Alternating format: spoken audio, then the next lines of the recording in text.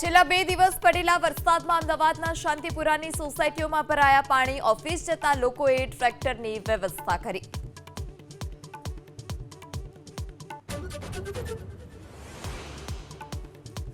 ભારે વરસાદને કારણે સુરત શહેરની તમામ શાળાઓમાં રજા જાહેર. ગ્રામ્ય કક્ષાએ રજા અંગેનો નિર્ણય આચાર્ય કક્ષાએ લેવા કરાયો અનુરોધ.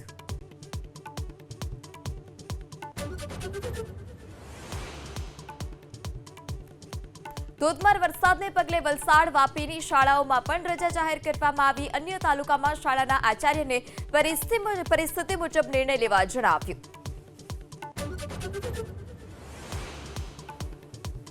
ભાવનગરનો શેત્રુંજી ડેમ છેલ્લા 24 કલાકથી સતત પાણીની આવકને પગલે ઓવરફ્લો. ડેમના તમામ દરવાજા ખોલવામાં આવ્યા.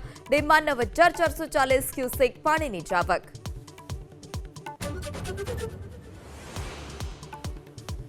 રામ મંદિરમાં દાનચોરીના કેસમાં ટ્રસ્ટે ચંપત રાય અને અનિલ મિશ્રાના રાજીનામા સ્વીકાર્યા.